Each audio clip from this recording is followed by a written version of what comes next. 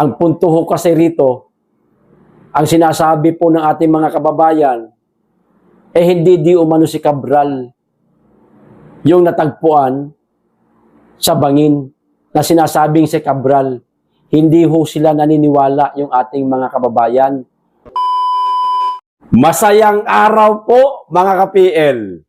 Napansin ko lang po mga kababayan, parang may pagkabobo rin itong si John Vic Rimulya. Ano ho mga kababayan? Ano ho sa palagay ninyo? O ito po yung video niya. Panoorin po natin mga kababayan. Ang nasabi niya po, pinaka-highlights dito sa videong panonoorin po natin, ipapasiuna ko na ho sa inyo mga kababayan, kinakailangan daw pong sumailalim ang bangkay ni Yusek Cabral mga kababayan sa autopsy at sa DNA test mga kababayan. Autopsy para malaman di umano kung nagkaroon ba ng foul play ang pagkamatay ni Yusek Cabral. DNA test naman po mga kababayan na umaabot po kung daw nagkakamali ng 3 araw hanggang 5 araw bago po lumabas ang resulta para naman po malaman kung si Yusek Cabral nga ba talaga mga kababayan ang babaeng nahulog doon sa bangin. O ito po ang video ni John Vic Rimulya. Kayo na lamang po ang humusga.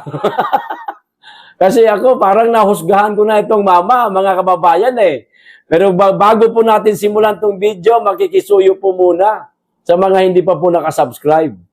Baka naman po at paki-click na rin ang notification bell para updated kayo lagi sa lahat ng upload. At huwag nyo pong kalimutan, paki-like at paki-share po itong ating video.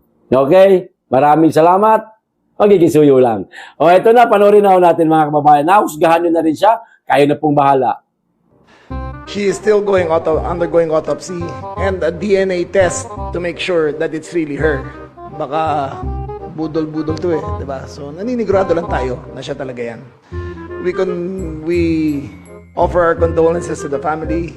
This loss must be very great to them, and at the time of death, it's nothing to make fun of. However, let me be clear. Ang pagkamatay ng isang tao ay hindi ibig sabihin titigil ang gulong ng hustisya. Hahabulin namin ang lahat ng nakoyaman, buhay o patay. Kung naman mayroong ebidensya, kukunin pa rin ng gobyerno ang lahat ng akbang na kailangan para maibalik sa taong Pilipino ang perang ninakaw. Kaya sa lahat ng mga akusado, mag-isip-isip kayo. Death will not protect you. Death will even bring greater shame to your family.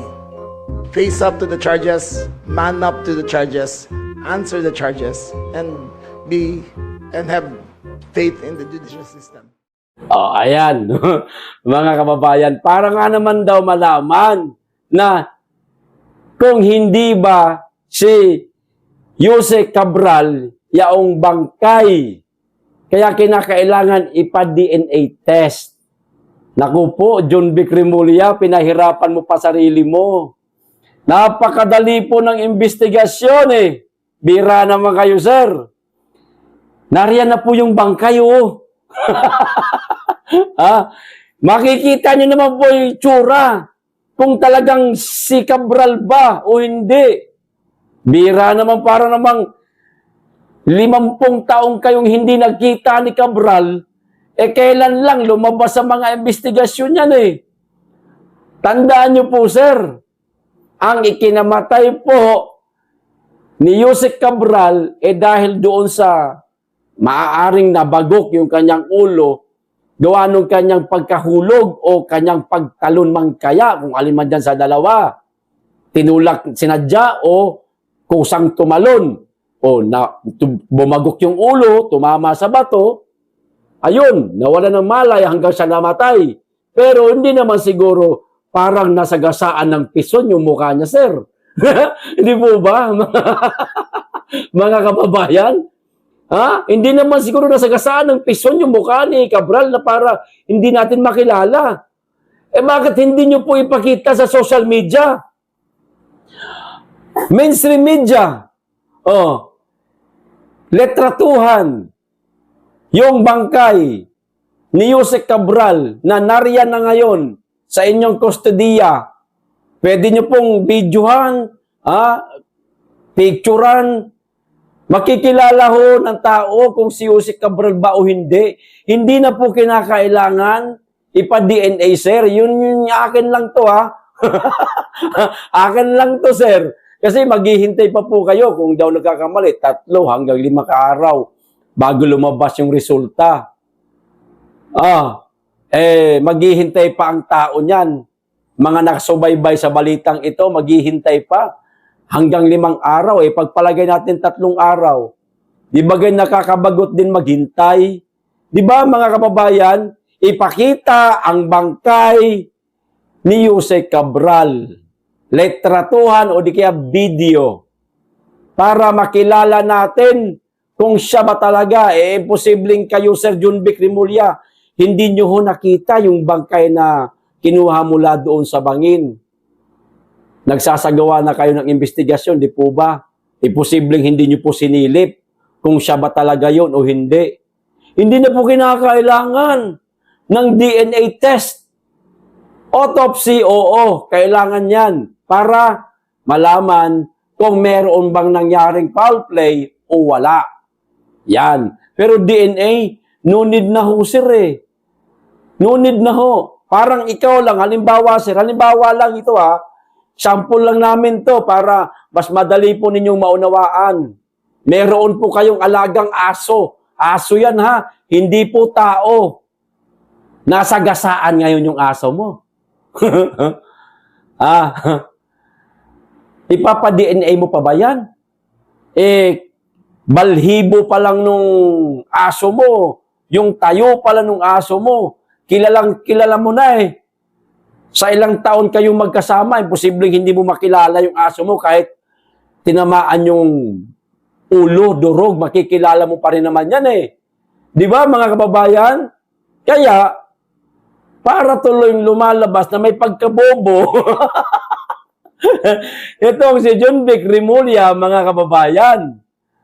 Sir, tandaan nyo po, dahil dyan sa mga sinabi ho ninyo na yan, na kinakailangan pang ipa-DNA test, ang bangkay ni Yusek Cabral, nagkaroon na naman po ng panibagong haka-haka ang ating mga kababayan na baka dito na papasok ang drama o laro. Baka lang naman. Paano papasok ang drama o ang laro? Tulad ditong babasahin ko, mga kababayan. Kanina nabasa ko na, pero ngayon itatama ko. Yung sinabi ko po, tungkol po kay Junvic Rimulya, mamaya idudugtong ko po. Basahin ko lang po muna ito, mga kababayan. Ang sabi po kanina, sa Inquirer.net, mga kababayan, ayan, nakikita nyo naman po, DNA test confirmed, remains found belong to Catalina Cabral. So,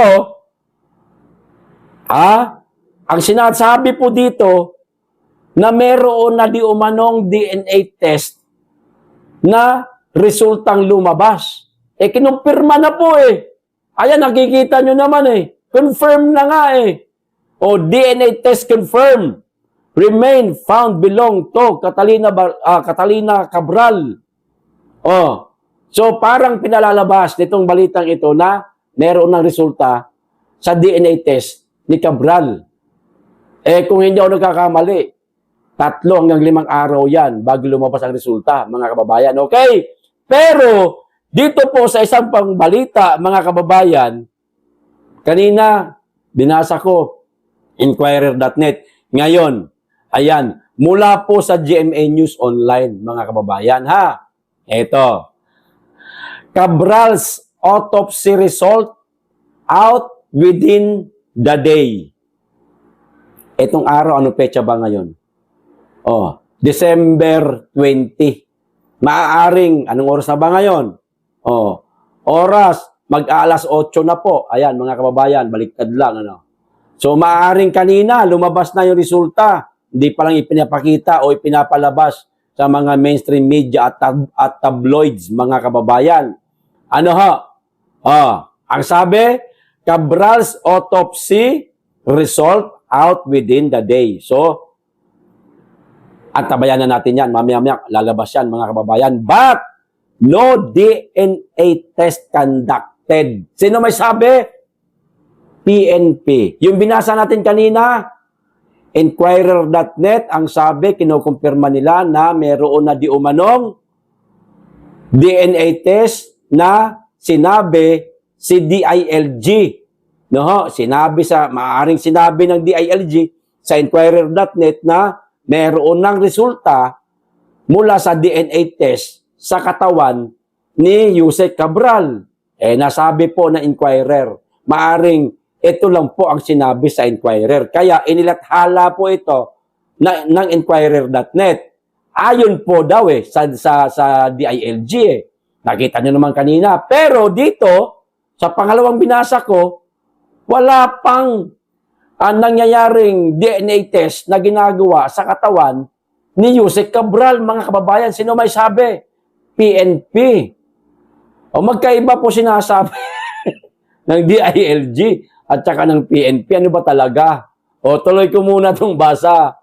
O autopsy results of resigned Department of Public Works and Highways Undersecretary Maria Catalina Cabral will be released within the day. Philippine National Police Public Information Office Chief Police Brigadier General Randolph Tuanyo said on Saturday. Ngayong araw lang to, mga kababayan, December 20. Tuano, however, said that a DNA test was not conducted during the autopsy done earlier in the day, mga kababayan. Okay? Wala pang naikakandak po na DNA test sa mga labi ni Yusek Cabral, mga kababayan. Okay? Tinatama ko lang po yung balita kaninang binasa ko na nagmula po sa Inquirer.net na sinabi daw po ng DILG na kumpirmadong si Yusek Cabral ay na DNA test na at siya di umano yun. Pero tinama po ng PNP na naman. Ay teka, wala pang naikakandak na DNA test kay Cabral. Sino ang paniniwalaan namin ngayon? Ngayon, para hindi tayo maguluhan, balik tayo doon sa naputol kong kwento, mga kababayan, tungkol kay Junvic Remulla. Sir Junvic Remulla, sino po paniniwalaan namin? Itong sinabi ng PNP o sinabi ng DILG? Kasi ito na nga ang nangyayari ngayon. Dahil sa mga balitang lumalabas, mga kababayan, nahihilo na naman po yung ating mga kababayan. May nagsasabi, konfirmado, si Cabral na DNA na at meron ng resulta at di umano siya. Meron naman nagsasabing mga mainstream media o pahayagan na hindi pa nagsasagawa ng DNA test kay Cabral. Okay? Mga kababayan, hindi kaya, nagtatanong lang tayo hindi tayo nagpaparatang hindi kaya dito napapasok itong tinatawag na drama at laro, mga kababayan, tulad ng hinala ng ating mga kababayan na baka, naku po, hindi naman talaga patay. Si Yusek Cabral, baka pinalayas lang, tapos naglagay ng pekeng bangkay doon sa bangin at sasabihin siya. Di ba? Bakit kinakailangan pa ng DNA test na pwede naman ipakita sa madla yung bangkay kung siya ba talaga? Di ba, mga kababayan? Ha? Tuloy, parang tama ang hinala ng ating mga kababayan. Teka, hindi naman yata patay si Yusek Cabral. Pinatakas lang naman yata eh. Tapos, naglagay na ibang bangkay, yun na. Si Yusek Cabral na yun. Di ba? Kaya nga, sinasabi ko kanina na parang may pagkabobo. Itong si John Vic Remulla, mga kababayan, bakit kinakailangan pang DNA? Nariyan na po yung katawan eh. Nasa morgue kaya o kaya nasa pamilya ni Cabral, yung kanyang mga labi, o bakit di na lang ipakita? Patunayan na siya nga. Di ba? Bakit kasi tinakpan? Bagay, karapatan man takpan yun mula po doon sa bangin. Takpan talaga yan. Nakabalot yan doon sa body bag, mga kababayan. Pero, hinahamon po kayo ng ating mga kababayan na ipakita na lamang po ang labi. Yan ni Yusek Cabral para wag nyo nang patagalin. DNA pa kayo nalalaman. Di na kailangan yan eh. Ganun lang kasimple yan eh. Pagka simpleng mamamayan o isang kriminal ang nagurgur o kriminal, no? Pinapakita naman po natin ang itsura sa telebisyon, sa mga litrato, sa mga pahayagan. Bakit pagka dating undersecretary, isang tawag nito, opisyal ng gobyerno, hindi pwedeng ipakita? Di ba? Dapat patas, mga kababayan, no? Dapat ipakita rin. Yung litrato naman lang sana, okay na yun. Para hindi na kinakailangan magpa-DNA pa. Matagal lang yan eh. Di ba, mga kababayan, ngayon, kayo na po ang humusga. Mga kababayan. Okay. Ito pa isang balita. Itong tungkol naman po, mga kababayan, sa viral po ngayon sa social media, nakuhanan di umano ng litrato, ng video, itong si Yusek Cabral na nakaupo po doon sa gilid ng kalsada, bago daw po ito tumalon. Ito, basahin ko po muna.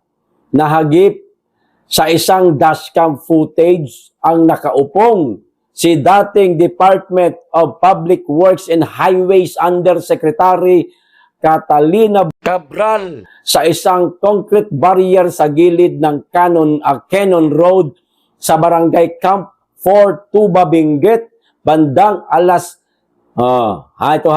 alas 10:15 ng umaga noong Huwebes, Desyembre 18. Ano ang sabi ng driver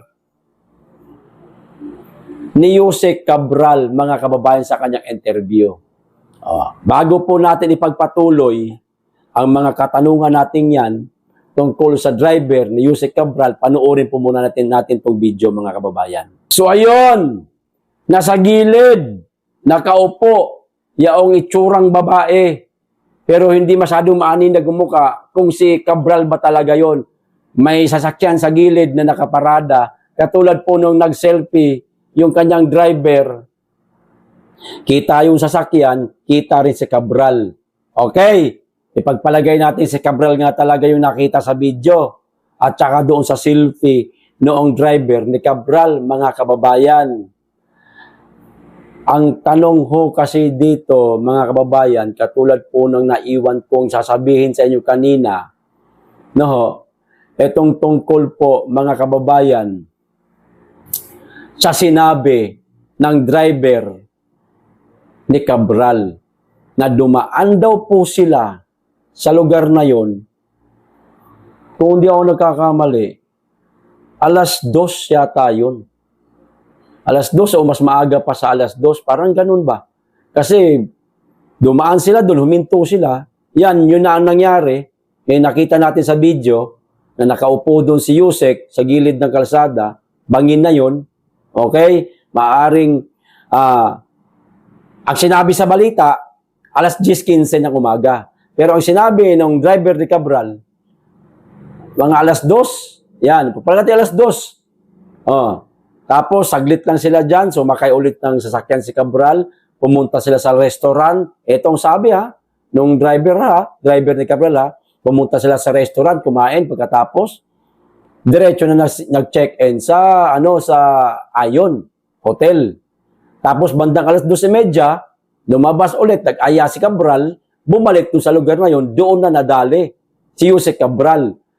Habang siya nakatambay sa may hindi kalayuan na mayroong gasolinahan. Matakin nyo ninyo, ganito. Alas 2, alas 2 daw, sabi nung driver ni Cabral. Unang baba ni Cabral doon sa bangin. Okay, alas 2 Pagpalagay natin 5 minutes, 10 minutes, tapos tag-aya na, pumunta sila sa isang restaurant, kumain. 30 minutes matatapos ng kakain sa isang restaurant. Aba, o-order ka pa ho niyan. MTO po, made to order po ang karamihang mga hotel, lalo na pagka mamahaling hotel, hindi naman po agad-agad. Pagka-serve mo, parang karinderya, pipili ka yan, talong gusto ko, nariyan ka agad. Di naman ganun Hotel, restaurant. Ang sino kakain? Yusek Cabral. May pera yan. Mga kababayan, hindi basta-basta yan. So, maaaring restaurant na kinainan nila, medyo expensive. Tulad po ng mga nakakainan natin minsan, mga kababayan, na titingin ka sa menu pa lang, matagal na mamimili ka. Pag nakapili ka na, tawagin mo waiter, paglalapit, ito order ko. Tsaka pa yan lulutuin. 5 minutes, maluluto. 30 minutes, natapos silang kumain. Dahil alas 2 daw, bumalik sila sa ay pagkatapos nilang kumain, diretso pa sila sa hotel. Nag-check-in pa sila, din pagka 2:30, nag-aya uli si Cabral para bumalik doon sa lugar na kinahulugan niya, di umano. Ang gulo, pero ang sabi dito, sa balita, 10:15, nakita si Cabral na nakadungaw doon sa bangin. Ano ba talagang oras sila dumaan dyan? Kung itatanong natin sa driver ni Cabral, kasi parang maliho Ang layo mga kababayan Ang layo ng alas 10 sa alas 2. Pagpalagay natin alas 12 na lang. Bagamat walang sinabing alas 12, ang driver ni Cabral. Ang natandaan nating oras, alas 2, alas 2:30, tapos alas 5, hinanap niya si Cabral na wala na. Alas 8 ng gabi, doon pa natagpuan yung kanyang labi. Di ba? Meron ba kayo narinig na nabanggit ng driver ni Cabral na alas 12, kainitan nun, alas 12, init nun. Sinong maglalakas loob na napakainit sa tabi ng kalsada, hihinto para tumingin doon sa lugar na yun. Magmuni-muni, magpahangin. Pero ang katotohanan pala, alas 10:15 ng umaga, nakita sa dashcam si Cabral at saka yung sasakyan niya. Ano ba talaga ang totoo? Tuloy, lalo na namang naghinala yung ating mga kababayan na baka totoo nga na drama lamang di umano ito. Hinala po yan ng ating mga kababayan. Napakarami po natin nakikita ngayon sa social media. Hindi ho sila naniniwala na si Cabral yaong nahulog. Di umano, ayon sa kanila, baka pinalipad na, pinatakas na. Di ba? Tapos iba ang inilagay doon sa bangin. Mga kababayan, kayo na lamang po ang humusga. Ang gulo-gulo po ng investigasyon nila. Magulo po, mga kababayan.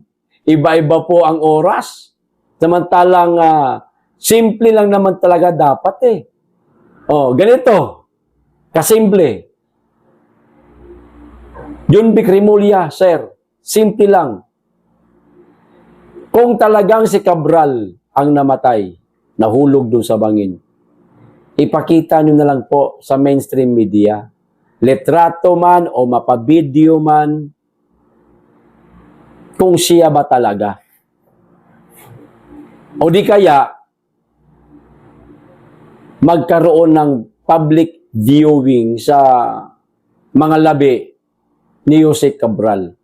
Para hindi lang mga elected official, mga nasa gobyerno ang makakakita, kundi kahit itong mga media, mga simpleng mga kababayan natin, lalong-lalo na mga taga-Benguet, ay makita at masaksiyan kung si Cabral nga ang nasa kabaong na pinaglalamayan. Ganun lang kasimple. Para mawala na po ang agam-agam, ang hinala, pagdududa ng ating mga kababayan na baka si Cabral ay nasa ibang bansa na at ibang tao yang sinasabing si Cabral di umano. Ang punto ho kasi rito, ang sinasabi po ng ating mga kababayan, hindi di umano si Cabral yung natagpuan sa bangin na sinasabing si Cabral. Hindi ho sila naniniwala yung ating mga kababayan, Sir Junvic Remulla. Ipakita na lang ho natin yung bangkay na yan. Ganun lang kasimple. Huwag na po kayong mag-conduct ng DNA test. Matatagalan pa ho tayo. Baka mamaya, bago lumabas yung resulta ng DNA test, ayon nga sa usap-usapan, bago lumabas daw ang DNA test, 3 to 5 days. Paano? Halimbawa lang naman, magdesisyon ang pamilya ni Cabral na ipakremate. Hindi na makikita ng mga tao. Tapos, may lumabas na resulta sa DNA after 5 days. Peke, doktor. Gawa-gawa lang. Para sabihin kunwaring patay na talagang totoo si Yusek Cabral. Bakit hindi na lang po natin ipakita yung kanyang bangkay? Ganun lang kasimple. Di ba? Para masatisfy po ang ating mga kababayan, Sir Junvic Remulla. Para makatulog na po ng matiwasay yung ating mga kababayan na naghihintay po sa sinasabi ninyong DNA test. Wag na po nating paabutin sa DNA, matagal pa po yan. Magkaroon na lang po sana ng simpleng public viewing habang nilalamay ang kanyang katawan, ang kanyang labi. Paunahan po ninyo ng litrato, paunahan po ninyo ng video. Ganun lang kasimple. At hiling yan, sir, ng ating mga kababayan na mga taxpayer. Taxpayer na isa sa mga nagagalit, gigil na gigil dahil ninanakaw lang ng ilang mga opisyal ng gobyerno ang kanilang kontribusyon sa ating gobyerno. Yan lang naman ang gustong malaman nila. Kasi nga naman, kung talagang kung tama yung kanilang hinala na hindi si Yusek Cabral ang nahulog sa bangin, hindi mapapalagay, hindi makakapayag ang ating mga kababayan na buhay pa ang isang dating Yusek Cabral na pinaghihinala ang dawit o sangkot sa maanumalyang flood control project at korupsyon sa ating bansa.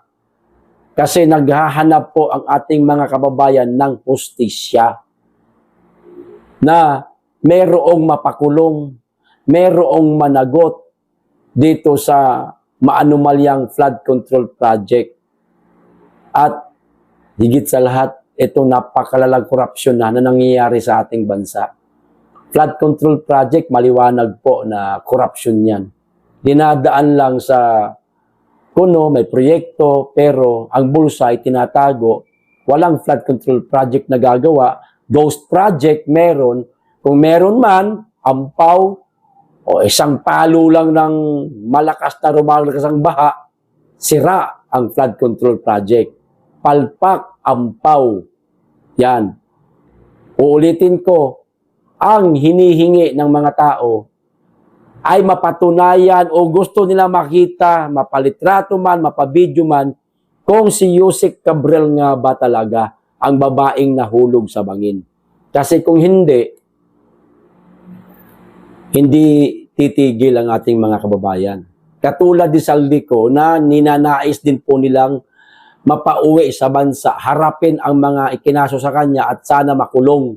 Katulad ni Martin Romualdez na pinangalanan ilang beses ni Saldicong sangkot, mapakulong.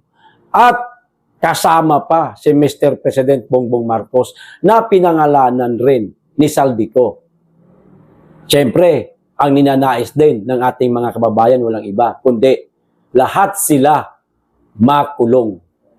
Yan yon.